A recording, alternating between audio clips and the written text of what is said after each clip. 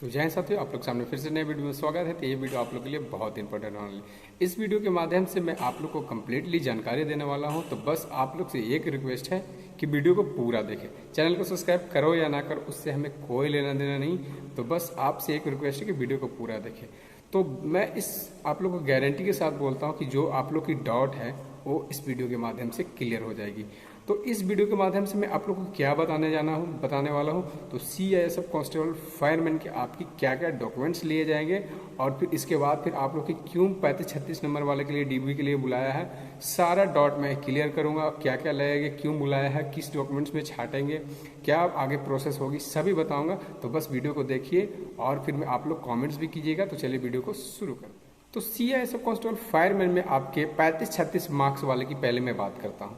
तो CISF constable fireman वाले 35-36 वाले जो रिजल्ट दे दी गई आपके, तो मेरे को ये ऐसा भी लग रहा है कि आपके जो 35-36 वाले मार्क्स वाले DB के लिए बुलाए गए हैं, हो सकता है 1-2 दिन के बाद अगर अपडेट आती है तो उन लोग को डिस्क्वालीफाई कर देगा। ये भी इंफॉर्मेशन आ रही है कि उसको डिस्क्वालीफाई कर देगा। अगर नहीं डिस्क्वालीफाई करता है तो डॉक्यूमेंट के लिए बुलाते हैं। तो सबसे पहले उसको क्यों बुलाया जा रहा है, सभी कैंडिडेट्स को डॉक्यूमेंट्स के लिए क्यों बुलाया जा रहा है, क्योंकि बहुत से कैंडिडेट्स ऐसे हैं कि आप बिलोंग करते हैं यूपी से और आपके कास्ट सर्टिफिकेट और जो भी डोमिसाइल सर्टिफिकेट आपके झारखंड से। कुछ कैंडिडेट्स बिलोंग करते हैं दिल्ली से और आपके डोमिसाइल सर्टिफिकेट और फिर कास्ट सर्टिफिकेट आपके हरियाणा से, जो भी आपके महाराष्ट्र से है कहीं से। कुछ कैंडिडेट्स का फैमिली यूपी में रह रहे हैं और उसकी फैमिली यूपी में है और उससे रिलेटेड जो भी रिश्तेदार हैं, आपके मेन पर्सनल घर आपके परमानेंट एड्रेस यूपी का है, और जो भी आपके फैमिली कहीं और आपके बाहर में काम कर रहे हैं, कहीं दिल्ली मुंबई कहीं, वहाँ से आपके एड्रेस बनवा लेते हैं आपके अकॉर्डिंग टू वैकेंसी, कि उस एरिया में आपके वैकेंसी ज़्यादा है। तो इस पर्पज़ पे क्या है, CISF ने सोची कि इसीलिए जो भी आपके चाहे 35 मार्क्स हो या 36 मार्क्स हो, लेकिन ये जो रिजल्ट आपकी 35-36 पे आई है, ये आपके जितने भी 34 के बाद जितने भी कैंडिडेट्स पासिंग मार्क्स पे ही रिजल्ट दे दिए हैं लगभग तो, और इसीलिए उन लोग सभी को बुलाया जा रहा है। आपके डॉक्यूमेंट में 100% वो छना आ जाएंगे। ये कहने का मतलब कि वो बिल्कुल कट जाएंगे डॉक्यूमेंट में, पास होने की चांसेस कुछ नहीं है उसकी, क्योंकि आप करेक्ट अगर हैं तो आप तो पास है। अब कौन जो गलती है, जिनका मतलब अदर स्टेट से बना हुआ है, किसी का डोमिसाइल में फॉल्ट है, किसी का कास्ट में फॉल्ट है, किसी का अदर कुछ डॉक्यूमेंट्स ID में फॉल्ट है, तो उसको 100% डिस्क्वालीफाई करेंगे। और अकॉर्डिंग टू आप एज रिलैक्सेशन अगर आपने लिए हैं वैकेंसी में, तो उस चीज़ को भी ध्यान रखते हुए CISF काम करेगी। तो इतना तक डाउट हो गया कि 35-36 मार्क्स वाले सभी को बुला रहे हैं। और एक बात मैं फिर से बता रहा हूँ कि जो भी 35-36 मार्क्स वाले हैं, 40 मार्क्स वाले, आपकी तो भैया सिलेक्शन होने वाली है नहीं। लेकिन हाँ, कुछ ऐसे स्टेट है जहाँ से आपकी सिलेक्शन हो सकती है। मैं ना बिल्कुल नहीं बोल सकता कि नहीं होगा, लेकिन कुछ स्टेट ऐसे जहाँ से आपके 35-36 मार्क्स वाले की सिलेक्शन हो सकती है। अब बात करते हैं कि आपकी डॉक्यूमेंट्स क्या लगेगी। तो स्टेप बाय स्टेप मैं अभी सभी आपको बताऊंगा। तो दिमाग में इस चीज़ ध्यान से सुन लो कि क्या क्या डॉक्यूमेंट्स लगेगी और क्या क्या वहाँ चेक होंगे। तो फर्स्ट स्टेप आपके बताता हूँ कि जो भर्ती के टाइम पे जितने भी आपने डॉक्यूमेंट लगाए थे फिजिकल, PET एंड PST के टाइम पे, उसकी सारा सेट होनी चाहिए आपकी। तो सारा सेट में आपको मैं सारा स्टेप बाय स्टेप सभी बता दूंगा कि क्या, लेकिन इतना तो आपको फाइंड आउट होगा कि आपकी भर्ती के टाइम में क्या क्या लगे थी।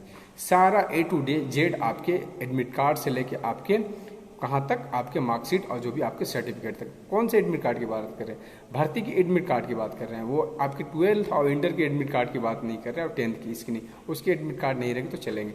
और जिनका अगर प्रोविजनल पीरियड वाले जो सर्टिफिकेट आते हैं, उस सर्टिफिकेट अगर आपके नहीं है तो वो निकलवा ले, और जिनका मेन मार्कशीट आ गया तो फिर तो कोई दिक्कत नहीं, वो तो काम कर जाएगी। अब मैं बताता हूँ कि आपकी कौन कौन सर्टिफिकेट और कैसे किस कैंडिडेट्स को छाटेंगे। फॉर एग्जाम्पल, आप SC कैंडिडेट से बिलोंग करते हैं, आप कितना मतलब जो भी आपके कहीं से मान के चलो, फॉर एग्जाम्पल आपने यूपी से बिलोंग करते हैं, तो यूपी से SC से बिलोंग करते हैं, तो आपकी SC की रिलैक्सेशन जो मिलती है, SC की रिलैक्सेशन अगर आप मिलती है तो आपके प्रॉपर आपकी SDM लेवल का कास्ट सर्टिफिकेट होनी चाहिए। अगर आपकी SDM लेवल की कास्ट सर्टिफिकेट नहीं है, अब जिसको आप अगर नहीं है, अगर आपके पास CO लेवल की है, बस ब्लॉक से है, जो जिसको अपना एरिया कहीं तहसीलदार बोलते हैं, जो भी आपके ब्लॉक से, तो वहाँ से आप बिल्कुल डिस्क्वालीफाई हो। तो मैं पहले से फिर से बताता हूँ कि आप SC कैटेगरी है, और या तो ST का अलग बताऊँगा। SC कैटेगरी है तो फिर आप क्या है कि ब्लॉक लेवल नहीं, आप CO जिसको बोलते हैं सर्किल ऑफिसर, वहाँ नहीं, आपके SDO सब डिवीजन मजिस्ट्रेट, यहाँ से आपके कास्ट सर्टिफिकेट होने चाहिए, कोई डाउट नहीं। जो ST कैंडिडेट है उसके DM लेवल से आपके कास्ट सर्टिफिकेट होना चाहिए, डिस्ट्रिक्ट मजिस्ट्रेट, तभी आपके ST की जो कि रिलैक्सेशन आपके मेरिट में जो छूट मिलेगी तभी मिलेगी भैया। इसीलिए डॉक्यूमेंट्स वेरिफिकेशन आपने इस चीज़ को ध्यान में रखें। फॉर एग्जाम्पल आप SC से बिलोंग करते हैं, आप SC का कास्ट सर्टिफिकेट नहीं लगाएं, फिर भी आपको डॉक्यूमेंट वेरिफिकेशन SC का कार्ड से भर्ती के टाइम पे दिए थे, तो SC का कार्ड सर्टिफिकेट अगर आप यहाँ अगर नहीं लगाते हैं और मानते हैं कि आपको पास कर दिया जाता है, यहाँ से एग्जाम देने के बाद आपको तो पास ही हो डॉक्यूमेंट वेरिफिकेशन सभी में, तो मेरिट में आपकी प्रॉब्लम हो जाएगी, आपकी SC की मेरिट आपकी फिर नहीं लगेगी, आपकी मेरिट अलग जगह काउंट होगी, लेकिन यही आपके डॉक्यूमेंट वेरिफिकेशन में ही आपको निकाल दिया जाएगा, ये 100%।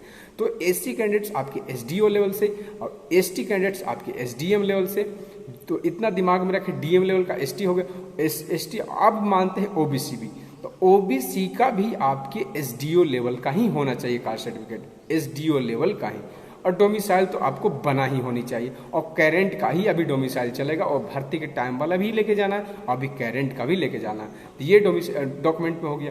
उसके बाद आपके बात करते हैं जनरल वाले के लिए, तो जनरल वाले के लिए तो आपके बस डोमिसाइल सर्टिफिकेट लगेगा, कास्ट सर्टिफिकेट तो आप लोग की लगती नहीं, लेकिन हाँ भैया अगर आप EWS से बिलोंग करते हैं, अगर EWS में अगर आपकी EWS अगर आप फॉर्म फिल करते समय जो भी मेंशन किए हैं उस चीज़ को ध्यान रखें कि आपकी EWS सर्टिफिकेट बहुत ज़रूरी है, नहीं तो फिर आपको EWS से आपको तो छाटा नहीं जाएगा, लेकिन आपकी मेरिट जनरल में कर दिया जाएगा। इस चीज़ को ध्यान में रखें।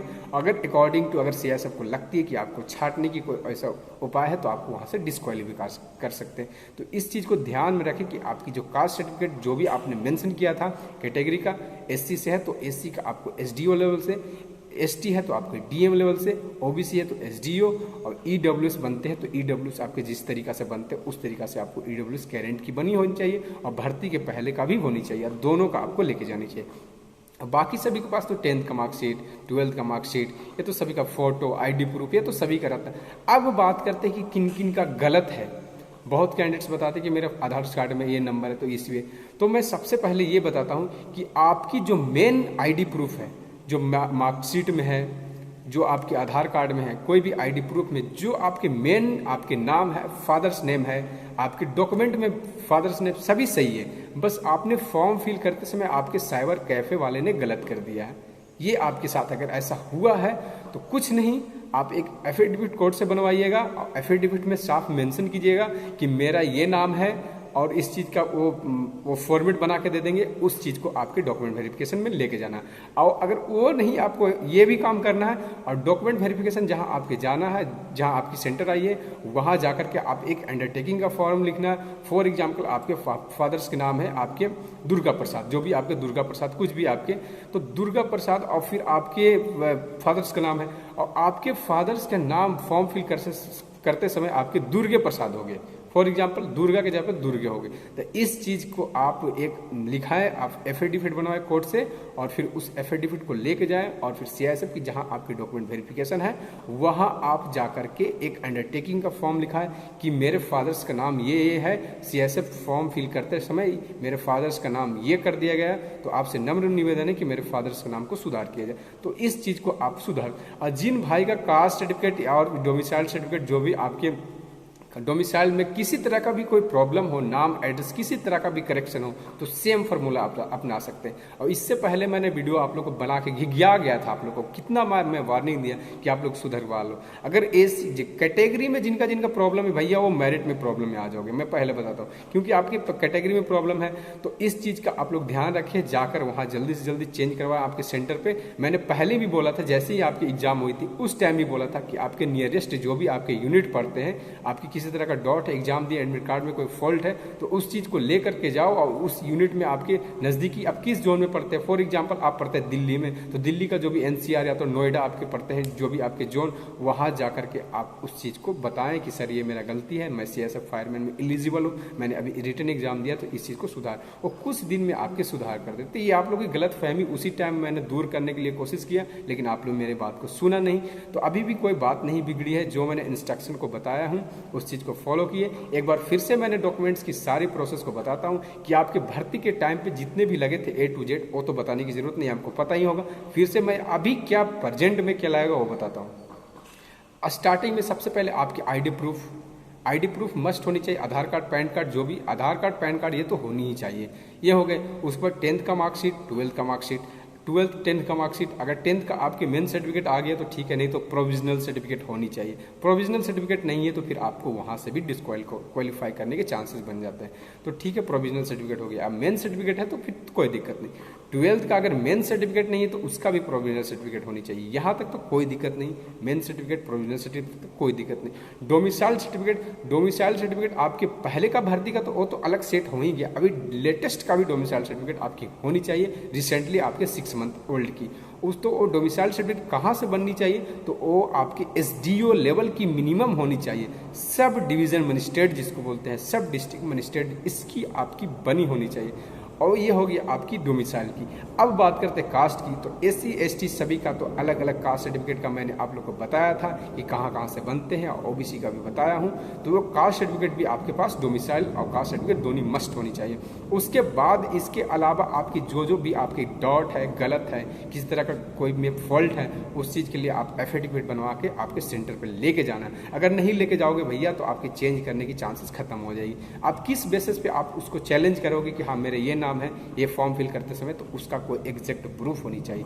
तो आप लोग को कुछ इन्फॉर्मेशन हमें लगा कि इस टाइप की इन्फॉर्मेशन आप लोग को देनी चाहिए। बस आप लोग को कैसा लगा, कुछ डॉट है तो हमें कमेंट्स कीजिए। मैं आप लोग की डॉट को कमेंट्स के माध्यम की आपकी डॉट्स को पूरा करने की कोशिश करूंगा।